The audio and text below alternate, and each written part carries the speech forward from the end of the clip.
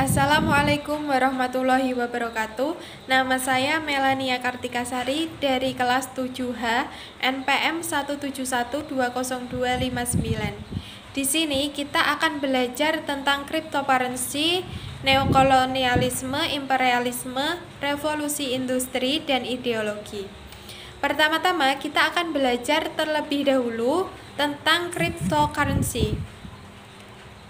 Namun sebelum kita belajar lebih dalam lagi mengenai cryptocurrency, kita harus memahami terlebih dahulu tentang blockchain. Nah, apa sih blockchain itu? Blockchain adalah sistem yang mengatur dan mengelola data transaksi mata uang digital yang dikelola oleh pihak ketiga, yaitu bank, seperti ketika kita menyimpan uang. Namun, blockchain ini yang mengelola adalah para penggunanya. Contoh blockchain, kita misalkan ada 4 orang dengan 4 bank yang berbeda. 4 orang ini kita namakan si A, si B, si C, dan si D. Nah, si A ini akan mengirimkan uang sebesar 200.000 ke si B. Maka setelah verifikasi data, bank A akan mentransfer uang ke bank B. Dan uang akan diterima oleh si B. Kemudian yang mengetahui catatan transaksi adalah si A sebagai nasabah banknya. Kemudian si C dan si D sebagai apa? Nah, si C dan si D adalah sebagai nasabah bank C dan D, yang dia itu tidak akan mengetahui apa yang sedang dilakukan oleh si A dan si B. Nah, kembali lagi ke cryptocurrency. Contoh menabung di cryptocurrency yaitu kita misalkan seperti tadi, yaitu si A akan transfer 1 Bitcoin ke si B. Setelah verifikasi 1 Bitcoin diterima oleh si B, maka yang terjadi adalah si C dan D juga ikut mengetahui transaksi yang sedang dilakukan oleh si A dan si B. Maka transaksi menggunakan cryptocurrency sifatnya adalah terbuka dan tidak ada yang mengontrol seperti di perbankan. Transaksi seperti ini dinamakan sistem blockchain. Mata uang cryptocurrency adalah mata uang yang tidak terlihat bentuk fisiknya. Dinamakan mata uang digital yang letaknya berada di internet dalam jaringan blockchain.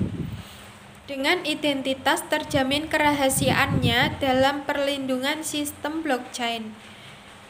Blockchain menyerupai buku besar yang melakukan pencatatan pada setiap aktivitas transaksi dalam sistem yang bekerja secara desentralisasi, valid, dan minim kesalahan.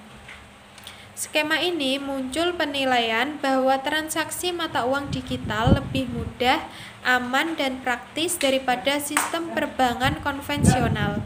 Nah, jenis-jenis cryptocurrency yang sering digunakan antara lain adalah Litecoin, Ethereum, Monero, Ripple, dan tentu saja Bitcoin. Saat ini ada lebih dari 1.000 cryptocurrency yang beredar di seluruh dunia. Nah, mengapa sih cryptocurrency ini diciptakan? Apakah ada permasalahan dengan sistem uang di Indonesia? Nah, tujuan dari cryptocurrency ini dibuat yaitu supaya setiap orang bisa melakukan proses transaksi ekonomi secara independen dengan memakai sistem yang tidak bisa dikendalikan oleh siapapun, tetapi mempunyai jaringan yang bisa mendokumentasikan setiap transaksi secara otomatis tanpa ada institusi yang mengelola seperti pihak ketiga, yaitu bank sentral. Nah, karena jika ada pihak ketiga yang menjadi perantara proses transaksi ekonomi yang terjadi, jatuhnya itu akan dimonitor dengan ketat dan dikendalikan oleh suku bunga. Kemudian proses penerbitannya itu monopoli oleh bank sentral. Kemudian juga layanan penyimpanan atau proses transfer dikenai biaya yang mahal oleh pihak bank. Jadi, adanya cryptocurrency ini dimaksudkan agar tidak ada lagi transaksi menggunakan pihak ketiga, supaya kita bisa bertransaksi secara mandiri atau independen. Cryptocurrency sekarang ini telah menjadi salah satu instrumen favorit di Indonesia, dan sekarang ini telah berkembang sangat pesat sebagai alternatif transaksi non-tunai seperti remitansi dan pengiriman uang lintas negara atau cross-border transaction. Apalagi pada saat pandemi seperti ini, jumlah transaksi digital sangat meningkat pesat. Seiring dengan regulator yang mendorong masyarakat untuk mengurangi penggunaan uang kartal. Namun, ketersediaan uang digital ini sangat terbatas, hanya tersedia 21 juta keping di dunia. Maka dari itu, karena keterbatasannya, hukum supply dan demand berlaku. Maka, Bitcoin satu kepingnya dihargai dengan $19.000 Amerika. Kelebihan transfer menggunakan cryptocurrency pertama yaitu potensi kenaikan harga tinggi di masa mendatang. Kedua, teknologi blockchain membuat proses pembayaran mata uang digital berlangsung cepat, aman, dan mudah. Ketiga, menghindari pemalsuan uang karena sistem blockchain tidak memungkinkan mata uang sama melakukan dua transaksi berbeda. Keempat, keamanan data pribadi. Kalian bisa melakukan transaksi keuangan tanpa perlu menampilkan identitas asli. Namun, di balik kelebihan itu juga terdapat kekurangan dari transaksi menggunakan sistem cryptocurrency. Pertama yaitu resiko pelanggaran hukum karena regulasi pemerintah yang melarang keberadaan cryptocurrency dan mata uang yang sah di Indonesia adalah hanya rupiah. Kemudian kedua, volatilitas tinggi, yaitu kondisi ketika nilai mata uang tiba-tiba mengalami kenaikan atau penurunan nilai secara drastis dan dalam waktu cepat. Ketiga, sulit memprediksi nilai mata uang di masa depan, sehingga potensi kerugian lebih besar. Kadang, nilai tukar mata uang digital ini juga terlampau tinggi. Keempat, lupa wallet key atau kunci dompet digital. Berinvestasi dengan cryptocurrency mengharuskan kamu mempunyai dompet digital. Lupa password atau PIN masuk dompet digital bisa jadi petaka dalam penyimpanan uang digital tersebut. Nah, kemudian kita akan membahas tentang neokolonialisme. Nah, kalau kolonialisme itu sendiri adalah penjajahan.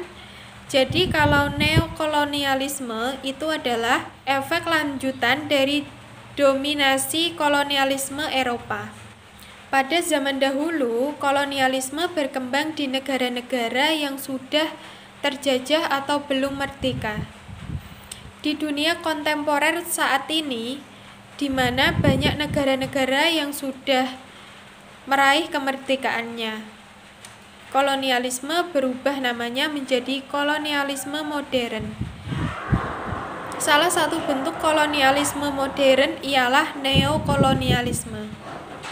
Neokolonialisme ini merupakan suatu bentuk penjajahan baru antara bangsa yang memiliki power yang lebih dengan bangsa-bangsa yang memiliki power yang lemah.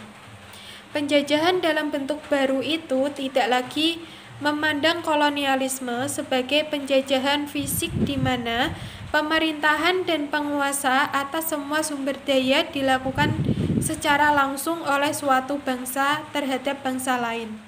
Neokolonialisme berwujud keterpengaruhan yang sangat kuat, bahkan ketergantungan satu bangsa terhadap bangsa lain untuk melakukan berbagai hal terhadap apapun yang diinginkan oleh bangsa lain. Misalnya dalam bidang ideologi, politik, ekonomi, hukum, dan sebagainya. Dalam keadaan seperti itu, maka kedaulatan bangsa yang bersangkutan menjadi semu karena tidak pernah bisa untuk sepenuhnya menentukan kebijakan sendiri. Kita ambil kasus, yaitu salah satu contoh dari neokolonialisme adalah bentuk hubungan antara IMF dan World Bank yang didominasi negara-negara maju terhadap negara-negara berkembang. Pasca Perang Dunia Kedua, banyak negara-negara yang membutuhkan pinjaman besar untuk membangun negaranya kembali. Dari keadaan itulah kemudian muncul ketergantungan dari negara-negara berkembang IMF dan World Bank yang dipolitisir negara maju. Salah satunya adalah Indonesia, yang sampai saat ini masih bergantung kepada IMF dan World Bank. Karena ketergantungan itulah IMF dan World Bank yang notabene dikuasai oleh negara-negara maju seperti Amerika, melalui kebijakan-kebijakannya kemudian dapat mengatur keadaan ekonomi dan politik di Indonesia. Contoh dari kebijakan yang dikeluarkan IMF adalah menurunkan standar UMR namun dengan jam kerja yang maksimal. Hal ini menyebabkan banyak investor asing yang mengeksploitasi tenaga kerja Indonesia. Misalnya pada perusahaan konveksi Gap, buruh dibayar dengan upah yang sangat minim, tetapi mereka harus bekerja selama kurang lebih 18 jam. Setelah itu masuk pada imperialisme. Apa itu imperialisme? Imperialisme adalah suatu sistem penjajahan langsung dari suatu negara terhadap negara lain. Tujuan penguasaan dari wilayah imperialisme ini adalah melakukan penjajahan dengan cara membentuk pemerintahan jajahan dengan menanamkan pengaruh pada semua bidang kehidupan pada daerah jajahannya. Imperialisme ini dibagi menjadi dua, yaitu pertama imperialisme kuno dan imperialisme modern. Imperialisme kuno ini adalah semboyan dari gold, konsep, dan glory, atau kekayaan, penyebaran agama, dan kejayaan. Suatu negara merebut negara lain untuk menyebarkan agama, mendapatkan kekayaan, dan menambah kejayaannya. Imperialisme ini berlangsung sebelum revolusi industri dan dipelopori oleh Spanyol dan Portugal. Kemudian imperialisme modern adalah kemajuan ekonomi. Imperialisme modern timbul sesudah revolusi industri. Industri besar-besaran membutuhkan bahan mentah yang banyak dan pasar yang luas. Mereka mencari jajahan untuk dijadikan sumber bahan mentah dan pasar bagi hasil-hasil industri. Kemudian juga sebagai tempat penanaman modal bagi kapital surplus. Penyebab dari adanya imperialisme adalah pertama, keinginan untuk menjadi jaya, menjadi bangsa yang besar di seluruh dunia. Kedua, perasaan sesuatu bangsa bahwa bangsa itu adalah bangsa istimewa di dunia. Ketiga, hasrat untuk menyebarkan agama atau ideologi. Keempat, letak suatu negara yang dianggap geografis tidak menguntungkan. Perbatasan suatu negara mempunyai arti yang sangat penting bagi politik negara. Kelima, yaitu sebab-sebab ekonomi. Pertama, seperti keinginan untuk mendapatkan kekayaan dari suatu negara. Kedua, seperti ingin ikut dalam perdagangan dunia. Kemudian ingin menguasai perdagangan. Kemudian juga keinginan untuk menjamin suburnya industri. Nah, kemudian apa sih dampak yang dihasilkan dari imperialisme? Nah, ada 3 dampak, yaitu dampak politik, ekonomis, dan sosial. Dampak politik itu seperti terciptanya tanah-tanah jajahan, kemudian politik pemerasan. Kemudian untuk akibat ekonomis, yaitu negara imperialis merupakan pusat kekayaan, negara jajahan lembah kemiskinan. Industri si imperialis menjadi besar, perniagaan bangsa penjajah lenyap. Kemudian perdagangan dunia meluas. Kemudian dampak sosialnya yaitu si imperialis ini hidup mewah sementara yang dijajah serba kekurangan. Kemudian juga si imperialis ini menjadi maju, yang dijajah menjadi mundur. Nah, sekarang kita akan bahas mengenai revolusi industri. Apa itu revolusi industri? Revolusi industri adalah periode di mana terjadi perubahan yang besar-besaran di bidang pertanian, manufaktur, pertambangan, transportasi, dan teknologi, serta memiliki dampak yang mendalam dalam bidang sosial, ekonomi, dan budaya di dunia. Proses revolusi industri pertama kali terjadi pada abad ke-18 di Inggris atau tahun 1760 sampai 1840, di mana terjadi peralihan dalam penggunaan tenaga pada industri tekstil. Jika sebelumnya memakai tenaga hewan dan manusia, beralih dengan menggunakan tenaga mesin. Kemudian revolusi industri meluas ke berbagai negara di Eropa Barat, Amerika Utara, Jepang. Terutama dalam revolusi industri yaitu teknologi, sosial, ekonomi, dan budaya. Pada periode 1760 sampai 1830, revolusi industri yang berlangsung hanya terbatas di negara Inggris saja.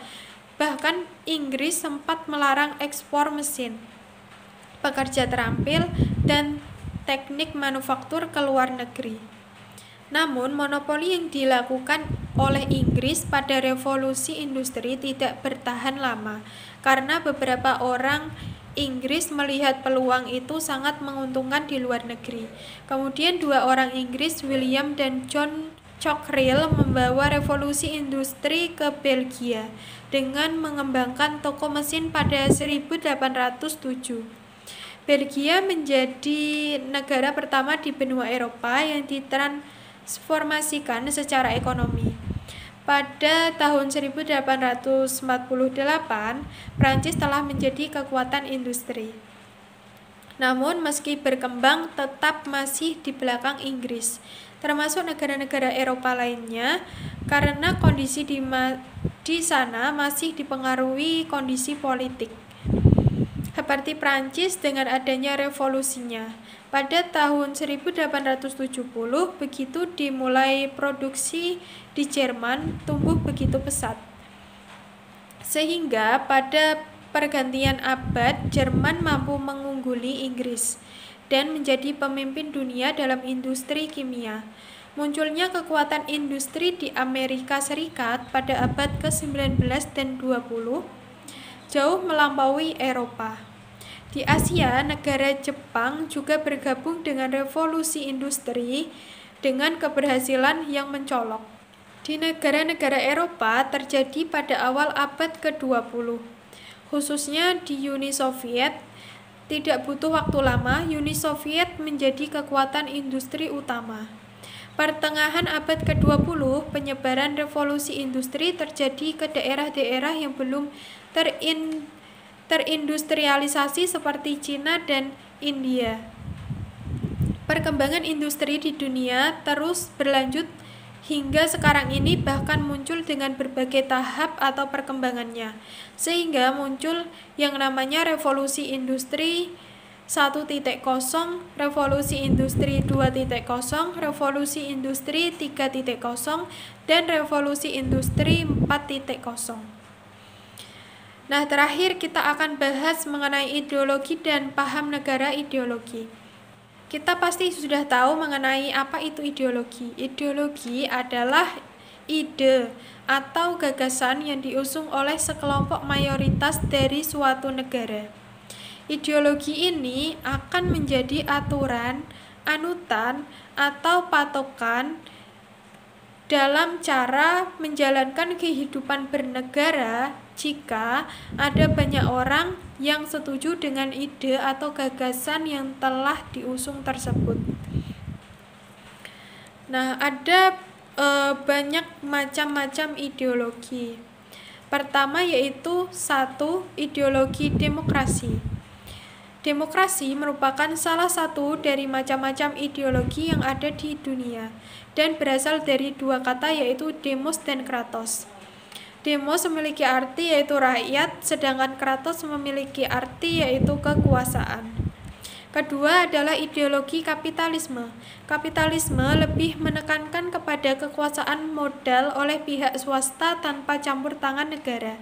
Dalam praktiknya, pemerintah di negara-negara penganut ideologi kapitalisme ini hanya berperan sebagai pengawas saja dan tidak berhak melarang atau membatasi pihak swasta, sehingga pihak swasta dapat meraup keuntungan besar-besarannya dengan modal seminim mungkin. Ketiga, ideologi sosialisme. Sosialisme merupakan ideologi yang identik dengan komunisme karena memiliki prinsip dasar yang sama, yaitu mengutamakan kepemilikan bersama. Dengan kata lain, ideologi ini tidak mengakui adanya kepemilikan secara individu, karena semua aset dan modal dikuasai secara bersama-sama untuk kepentingan rakyat. Keempat, ideologi anarkisme. Ideologi anarkisme menganggap negara dan pemerintah adalah sebuah gangguan dan dianjurkan untuk dibubarkan saja. Ideologi anarkisme ini diterapkan di sebagian wilayah di Spanyol dengan menitikberatkan pada kebebasan individu, sehingga setiap orang bebas melakukan kehendaknya tanpa ada pembatasan atau aturan dari pemerintah. Kelima adalah ideologi nasionalisme. Nasionalisme merupakan ideologi yang berfokus pada kedaulatan negara yang bersifat mutlak dan tidak bisa diganggu-gugat. Setiap warga negara harus memiliki rasa cinta damai kedaulatan negaranya yang ditujukan dengan sikap rela berkorban dan berjuang bersama. Keenam, ideologi fasisme. Fasisme ialah ideologi yang menekankan kepada kepemimpinan tunggal, yaitu raja yang dianggap kuat dan mampu mengatur negara serta rakyatnya. Ideologi ini bersifat keras dan kuat sehingga membatasi ruang gerak individu dalam memenuhi hak-haknya dan harus tunduk dengan pemimpin.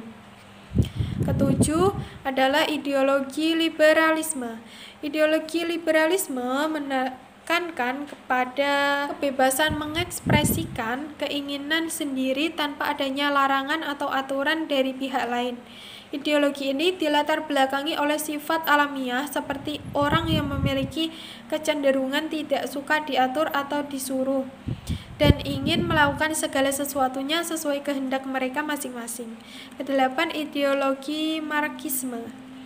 Ideologi marxisme dicetuskan pertama kali oleh Karl Marx sebagai bentuk ketidaksetujuannya pada ideologi kapitalisme yang merugikan kaum buruh. Ideologi ini bertujuan untuk mencoba membagi rata pendapatan untuk kepentingan bersama. 9. Ideologi konservatisme. Konservatisme merupakan ideologi yang menekankan pada sistem tata kelola dan nilai ajaran tradisional kuno, sehingga sangat antipati dengan segala bentuk modernisasi dan globalisasi.